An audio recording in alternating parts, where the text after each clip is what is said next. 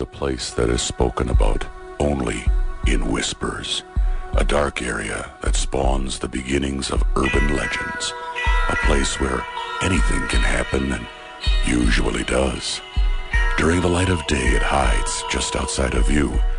But when the sun goes down, spirits, creatures of the night, roam free, and things do go bump in the night. It is in every state and every country, and there is no escaping it, no matter how safe you feel behind your locked doors and latched windows. So we invite you to turn down the lights and turn up your radio while we join Dave Schrader and Tim Dennis, your hosts, on a journey into the darkness on the edge of town. Well, good evening, everybody, and welcome to the Sunday night edition of Darkness on the Edge of Town Paranormal Radio Show. I'm your host, Dave Schrader, sitting across the board for me, Tim Dennis. Good evening, Tim. Good evening. Oh, we've had a busy weekend, huh? Yeah, we have. We had the Anoka parade yesterday. Yep. Which we scored huge. We did. We did, and not only did we have a great time at the parade and get to see and shake hands with a lot of great people, but the Baker Square truck was right in front of us, throwing out pieces of pie. Oh, and yeah. As we got to the end of the route, they had 40 boxes of pie, and they gave Tim and I 4 boxes of pie. So I felt like Tony Soprano. Yes. Pie fell off a truck, and I inherited a box. Yes, but I brought it along with last night because we went ghost hunting. After our show, we went ghost hunting with the KDWB morning crew. And we went out there to ghost hunt at an undisclosed location, which I guess we can disclose now because we're not there. Right. We were out at the soap factory in Minneapolis and had a great time. Had a lot of cool personal experiences, footsteps walking up to the group of us while we were all standing still. Dude, there was a sound of screaming coming from part of the building. That was just me. Was it? Yeah, in it was the a little bathroom scary. again, passing pecan pie? Yeah, I had a lot of pecan pie. Yes, back in the day. and Yeah. we had just a lot of really cool personal experiences there, some really weird stuff. We're going to be talking about that this Friday on the KDWB Morning Show. We're going to be out there as guests as well. So that was a lot of fun, a lot of good times with that, and we fed the entire crew there that they do the Haunted Basement, which is a haunted affair that you can go there and pay to go through this haunted house maze that's in the basement of the soap factory. Check it out. It's a great place. You can go to, I think it's the Soap Factory. .org is the website, and you can find out information there about the haunted basement. But go check it out. Great place. They were very kind to let us in there to ghost hunt last night and be a part of it. So just a lot of fun. And today, been just crazy. I had talked, Tim, CNN called. They did. So we had a chat with CNN, and they're going to be featuring us on CNN.com on Thursday, along with some of our other paranormal friends like Marley Gibson, Patrick Burns. They're going to be a part of the story as well. So we were on with that. But that brings us to tonight's first guest, Mr. Dennis. Yeah. We're going to go to line 1 right now. Joining us all the way from his palatial estates, it is Mr. Jason Davis from On the Road with Jason Davis. And tonight there's a special episode you guys are airing on KSTP, correct? Yes, we do, Dave. We've done this before, and it's always a lot of fun, and it's really interesting to produce a program in time for Halloween. And we actually go ghost hunting and looking for haunted places, and there are so many.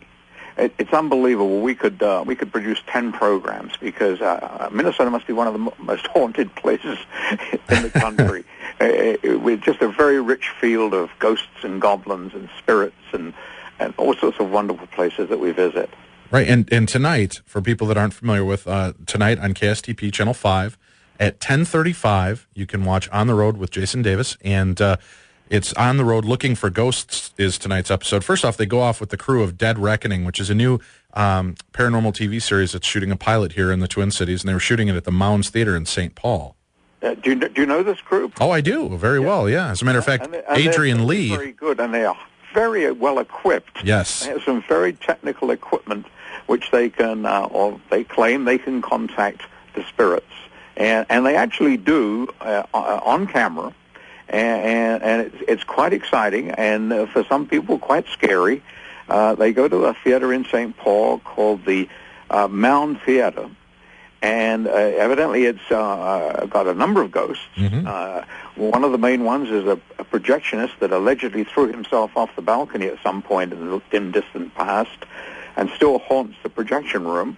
There's one woman that will not go in there, that works there. She just will not go into the projection room. They actually do go in there, and they do speak to this dead projectionist and contact him. There's another spook or ghost living in the basement. It's a really dark, dank place, and that really did frighten one of our photographers. So you can see his reaction in the show tonight. They're a very interesting group. They also try to entice some children, some ghost children that are allegedly seen or heard to play on the stage with a ball, and you'll see what happens there. So that's probably one of the highlights of the program tonight. Right, definitely. Well, of course, there's that other story you guys do near the end of your episode that's like the main focus, I hear. Your real anchor point of the whole show, right? Yeah, that would be a program called Darkness Radio. Well, I heard they're really good. And I interviewed a guy, I wasn't there, but the producer interviewed a guy who claimed that his grandmother appeared to him when he was just a kid, who'd been dead for some time. I don't know how true this is. I wouldn't trust him. He swears by it. Yeah, I wouldn't trust him. But you've also got some other great stories. A good friend of ours, Annie Wilder, the author, who has her book she wrote called The House of Spirits and Whispers. You guys actually went out, filmed there, and did some recreation of some of the actual scarier parts of her story. That's the most fun of all, and I must say that we've got a photographer editor named Dave Peterson, and he just excel. They just love to produce this stuff, right? Because they can do things that you can't normally do. I mean, after all, it's Halloween, and if Ann Wilder absolutely believes that she sees these apparitions, and in fact has contact with them. And she described it very carefully to Dave Peterson, and he recreated what she saw. And you have to see this to believe it. It is compelling beyond belief. Any believer will be absolutely convinced that there's some kind of monkey business going on in Ann Wilder's house. She wrote a book called The House of Spirits and Whispers, which describes her contacts in her house. She's not the only one. There's a painter who helps her clean up the outside of her house and take care of it. And he's been working on and off for her for years. And he swears that he's seen and heard some strange goings on. Yeah, we did an investigation there about 2 years ago at Annie's house, and we brought in two separate psychics, and we kept them separated. We brought the first psychic in. He went around and had some impressions. The most impressive thing that happened for us is she knows pretty much all of the spirits in her house. She knows who they are and why they're there. Does. Yes. But he stops in the living room, kitchen area, and he goes, "There's a little girl here. Her name is Annie, and she does this and blah, blah, blah."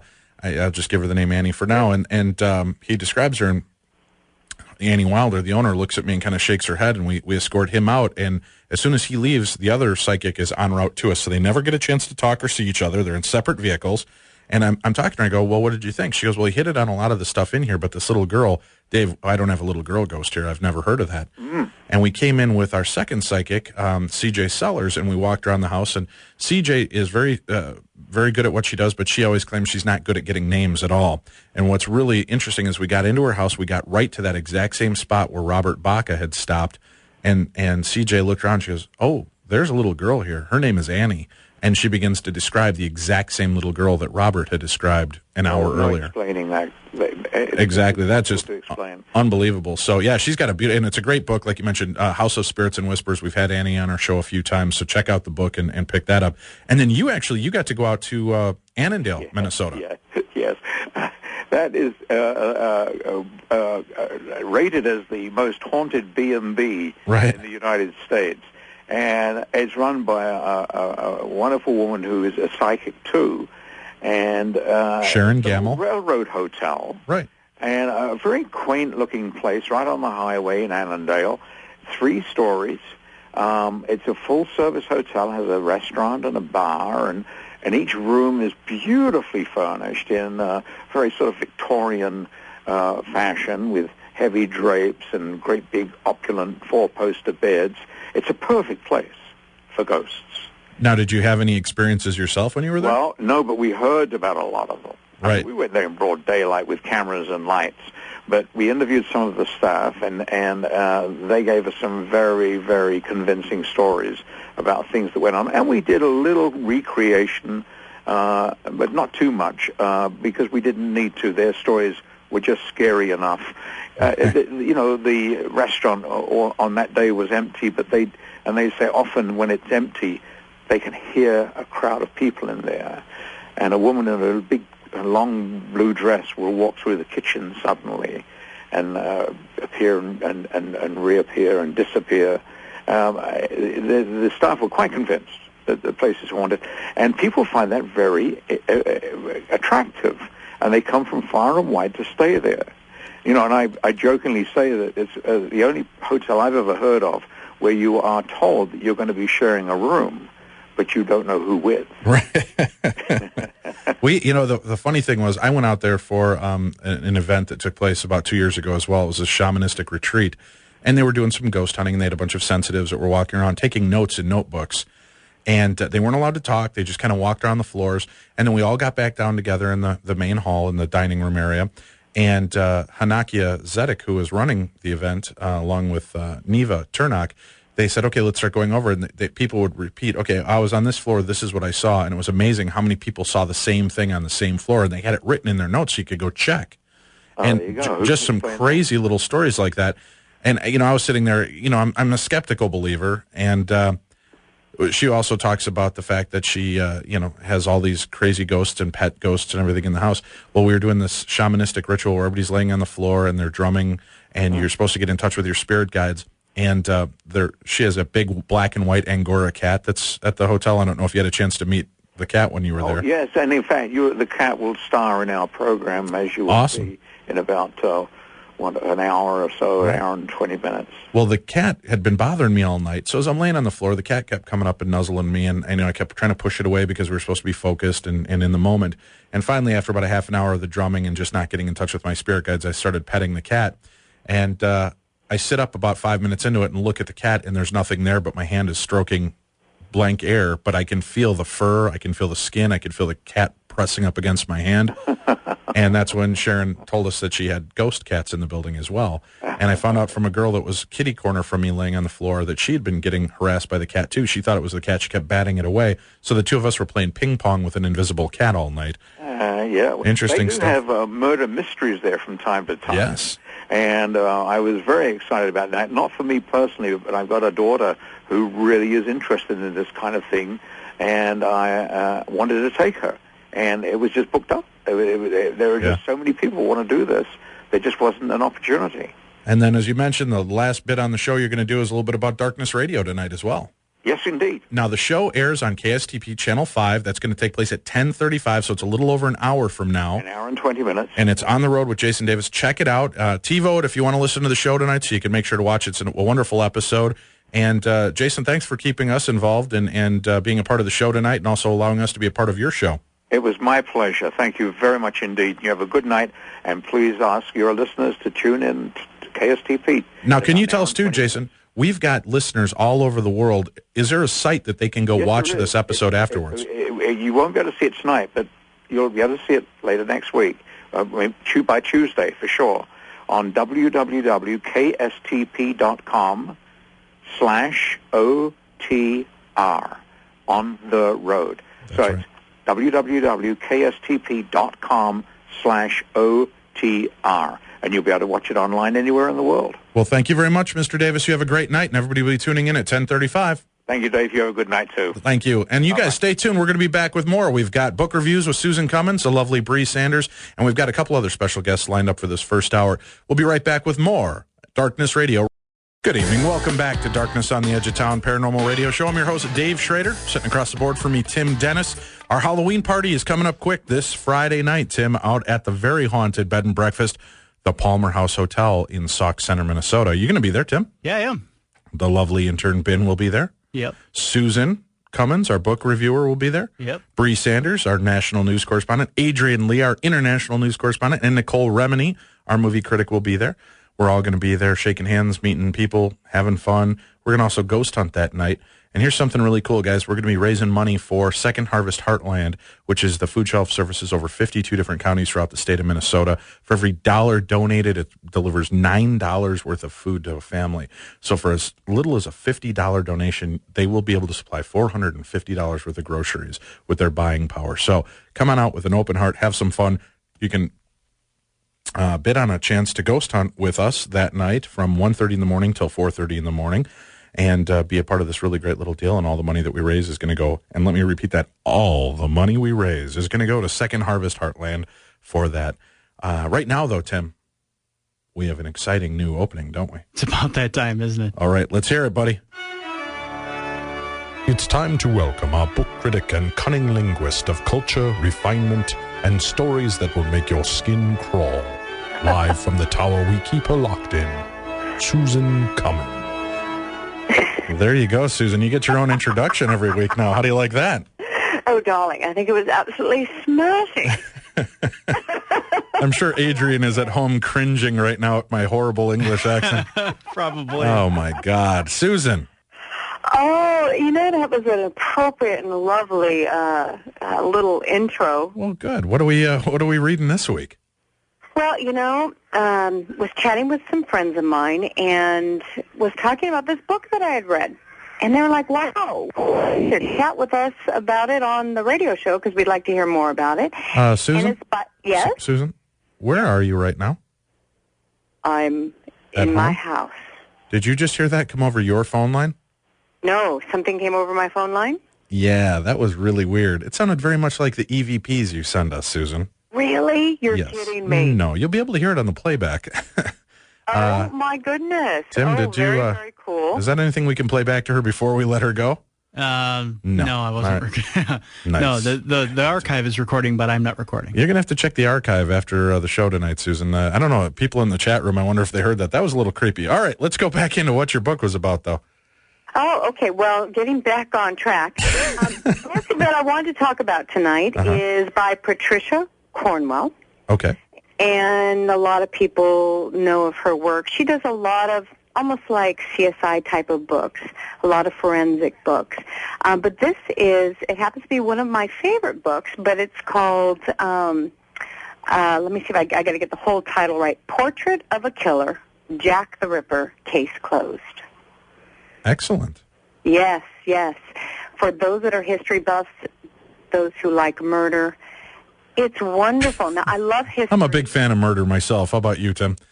Oh, love it. Can't get enough of it. Big fan. I think there's not enough going on. You goof. Oh, God. What I love about this, now, first of all, if you have a weak stomach, this probably isn't the book to read because... Now, is this a fake book, or is it real historical accounts? Are they really trying to figure out who did this, or is this done in a novel form? This is done in a novel form. Okay, great.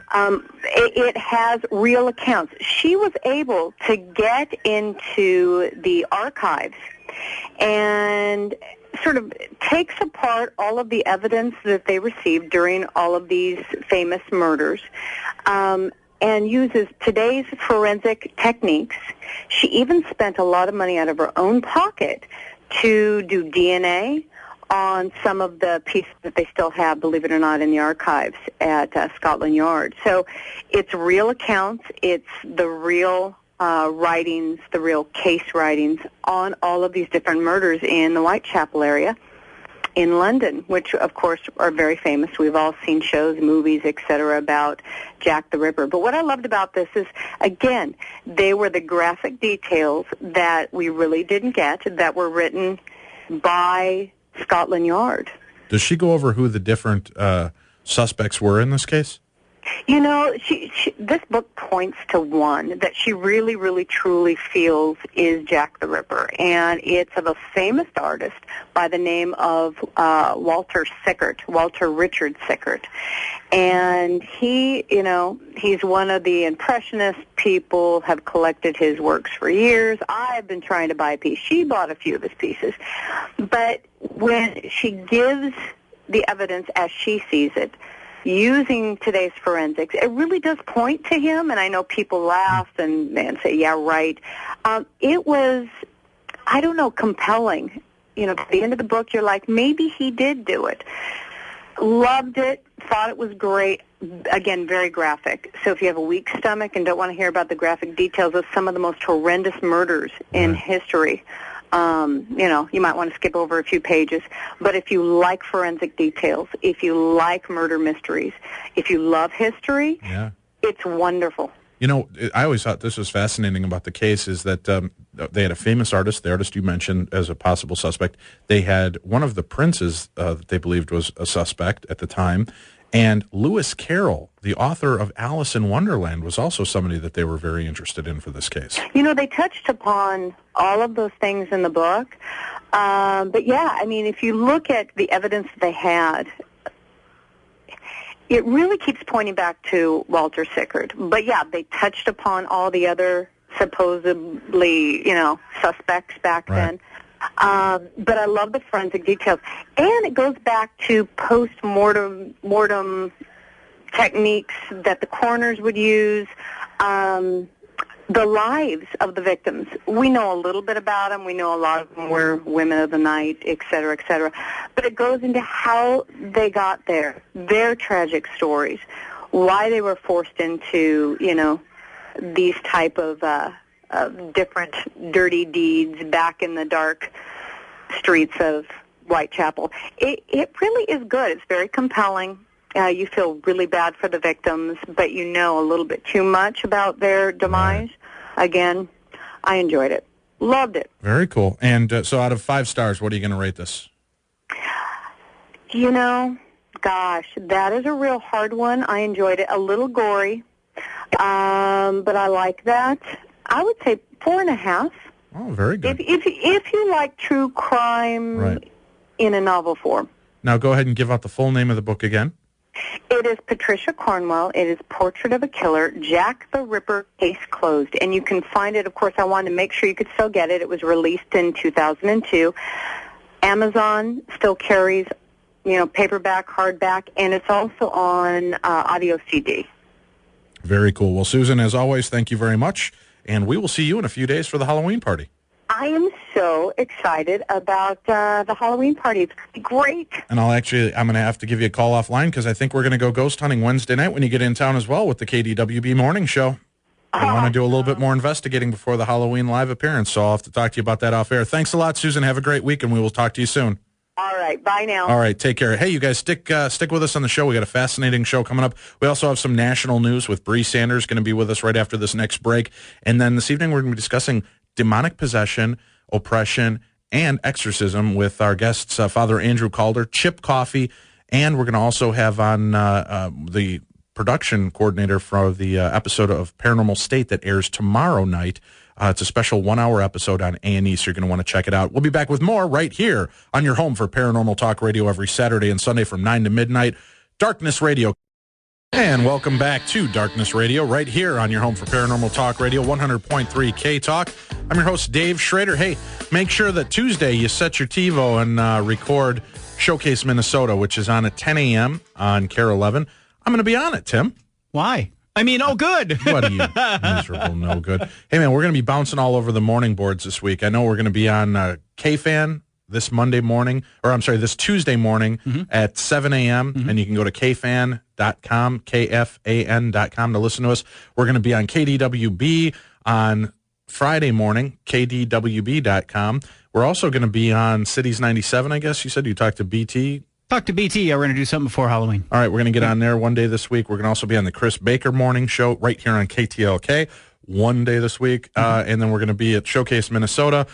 Thursday, go check out CNN.com because there's going to be a story involving Marley Gibson, our good friend, Mike and Marley Gibson. Patrick is going to be a part of the story, I guess. I'm a part of the story with Darkness Radio, so it's going to be a lot of cool stuff. A lot of exposure this week, Tim. Yeah. Speaking of a lot of exposure, it's time to expose our new theme. Hey, wait a minute. There's kids listening, isn't there? Okay. No. Oh, yes. I'm sorry, our new theme. Here we go. Now it's time for all the news that's in the news from the world of the paranormal with the supernatural stories of the strange, national news correspondent and mistress of misery, Bree Sanders. How do you like that, Bree, huh? Sounds familiar. Your own introduction. How do you like that? It's a temporary deal, that's all. Yeah. All right, Bree B, what do we got going this week? All right. Today was World Zombie Day Walk for Hunger.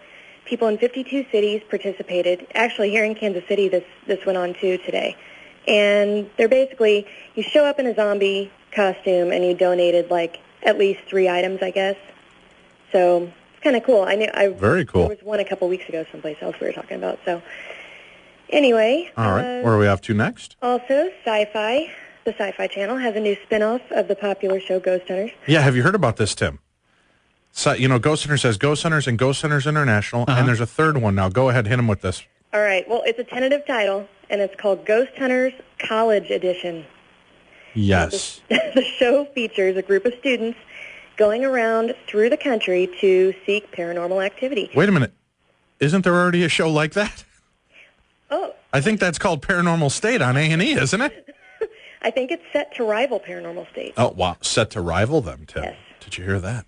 Well, Rivals. State, they're out of college now, aren't they? Yeah, they are. Technically, all of them have now graduated. You know what this means now? Frat parties on both the Ghost Hunters College, GHC, and the other show. Oh, that's true. Yeah, big frat parties. When are they looking at? Are they casting for that right now? I'm not sure. I'm the way they talked about it, I think it was already cast. But Oh. they're saying the students will be guided by an experienced ghost hunter, but they didn't say if it was somebody from the cast of the original Ghost Hunters or GHI.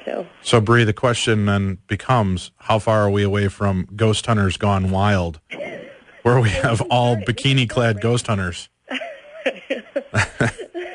We've talked about that before. Yes, ma'am. On that note, yes. Ghost Hunters will air their annual live Halloween investigation also this coming Friday. And it's a live 7-hour show. I think last year they did Waverly. Wasn't that last year? Yeah. That drew an audience of like 2.8 million people. Wow. So this year it's supposed to be at Fort Delaware. So that's something people can look out for on Sci-Fi next week, on Friday, I guess.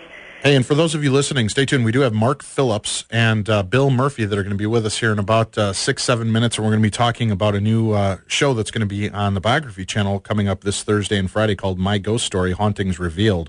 And we'll be back with Mark Phillips and Bill Murphy at that time. Where are we off to next now, Bree? We're off to eBay.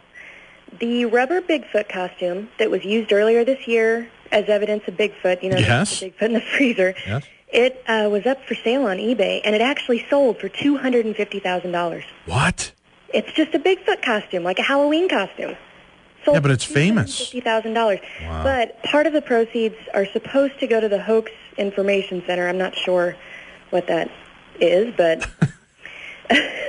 It's the information center where people go, it's a hoax. It's the new scheme those two guys made up. Yeah, exactly. Let's see. Also this week... Well, actually, this was about 2 weeks ago. Okay. There was a Bruce... Did you guys talk about this? There was a Bruce Springsteen concert in Philadelphia that I guess it was like a concert he was giving to support Barack Obama. Okay. And somebody took a video at the show. There were 4 unidentified objects hovering in the sky at a really low altitude. And really? There's a video that ABC in Philadelphia aired, and there's a link to it on the Darkness website under the news desk. Right, we'll get that set up. I've got the links. I'm going to send them over to our friends Mike and Delia to have them try to put those up on the website. As a matter of fact, I'll try to do that during the show here. But okay. So that's up. Wow, so they caught UFO footage over a Bruce Springsteen concert. Over a Bruce Springsteen concert. See, Tim, you laugh at me for liking Springsteen. Even the aliens dig Springsteen. I think they're just trying to draw attention away from Springsteen. Stop it. Hey, now. They're all big Stevie Wonder fans. They're like, get this stuff out of here. All right. Where are we off to next? We have actually another UFO sighting. This was in Stephenville, Texas. Actually, I didn't know this. This summer there were over 1,000 UFO sightings reported. I didn't know there were that many, but 75 of these came from Texas. And this town called Stephenville right. is currently one place that is reporting activity. A group of high school students, and one of the students' parents saw something in the sky. It was like a circular object, they said, with lights around it that were flickering. And actually, similar reports were happening back in January by several people kind of describing the exact same thing. Now, there is a military base close by, and they said that during that time there were 7 F-16s training in the area, but a lot of witnesses reported that they saw the planes after seeing these mysterious lights. So there's another video link to that on the Darkness website as well, or there will be. There will be, right. I'm sending that right over to them as we speak. Okay.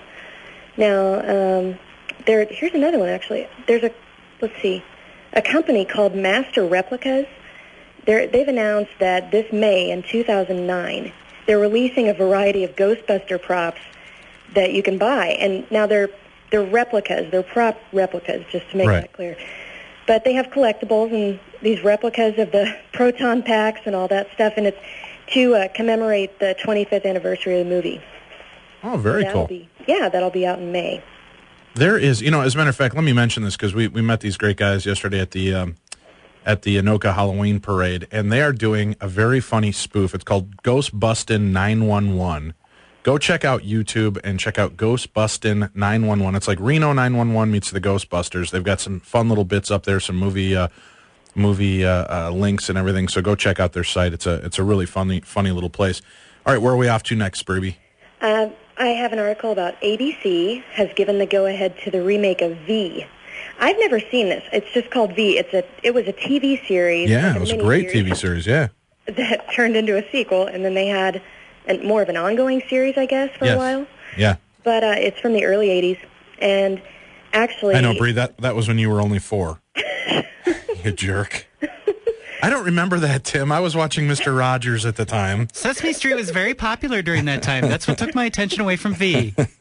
Hey, all right, it's about alien lizards who take over Earth. They're from another planet. Now, the new version, this is kind of interesting. Wait, aliens from another planet? This is crazy. I've seen this before. Yeah, I've seen it. It's been done. All right, so they're rebooting this. They're doing it because of the popularity of like Battlestar Galactica remake, right? I don't know. I love when she gets disdain for me. Whatever, Dave. No, I'm just saying. I don't know. I've never watched that, but the producer from the original has been trying to get financing to remake it for a while, and they haven't given it to him. But now somebody else is remaking it, and it's going to be interesting because I guess the original one, they alluded to the Holocaust a lot. And this one, they're going to allude to 9/11, and it's actually centering around a Homeland Security agent. Oh, really? Yeah. Very cool. And do they say when they're looking at releasing that? It does not say. Okay. So all right. I'll keep my eyes peeled. And we got time for about one more story here. What do we got? Big one. Okay. This was kind of funny. A story came out this week about a haunted hotel in St. Petersburg, Florida, and I guess this was featured on Ghost Hunters this month, but it's called the Renaissance Vinoy Resort and Golf Club. Okay. Now, the Phillies are there, for the World Series. Right. And they stay there. I mean, I guess it's pretty funny. The catcher, Carlos Ruiz, he had an uneasy night at this hotel. He was exhausted from a busy day, he said, working out, to prepare for the World Series. He was in bed and asleep early. He woke up at midnight to a knock on his hotel door. He said he quickly jumped out of bed and opened his door, but there was nobody there. And he looked around, I guess, the hall, and it was completely empty. He then realized that it could not be one of his teammates playing a joke on him because he'd given the front desk a different last name. When he'd registered, none of his teammates knew where he was. Now, the Vinoy Hotel has had numerous claims of hauntings over the years from, I guess, people have seen a woman in white, and they've heard voices, objects moving, all kinds of stuff. Sure. And apparently, the former Phillies manager, his name's Jim Fragos. Okay. He reported it during one of his stays that his locked door opened and slammed shut on its own in the middle of the night. And the hotel, like I said, it was featured on Ghost Hunters. I believe it was earlier this month. And on the episode, a closet door opened on camera. Oh, and very a cool. voice supposedly woke up, TAP's founder, Jason Hawes, with a loud whisper that I guess they were thinking it said, "Just leave now." Wow. And baseball teams have been staying at this hotel for decades. Right. And I guess over the years, enough players reported activity that there's a chapter of a book called Haunted Baseball. It was devoted to this hotel. Yeah, we had the guy on our show a couple months back. Oh, okay, cool. Very cool. Yeah, so they have all kinds of stories. All these different players kind of recount their experiences a little bit, and it's pretty funny. I guess, there's been lots of times when players have asked to change rooms. Yeah, that's what he was telling us on the show. From their team, because they're so scared. So crazy stuff. Well, Bree, we got to get flying here and get into our next segment with Mark Phillips and Bill Murphy. Thanks a lot. We'll see you in a couple days for the Halloween party. All right. Sounds good. All right, thank you, and thank you all for listening. Stay tuned. We're going to be back with Mark Phillips and Bill Murphy right after this. Good evening. Welcome back to Darkness on the Edge of Town Paranormal Radio Show. I want to thank you all for tuning in. We want to thank two of our new listeners, Whipper and Tonka, for checking us out this evening and sending us I watched that show the other day, Whipper and Tonka. The Adventures of Whipper and Tonka. Yep. Yeah, they're new listeners. Thanks a lot for tuning in and supporting the show. Let's go, ladies and gentlemen, to our regularly scheduled speaker, Mr.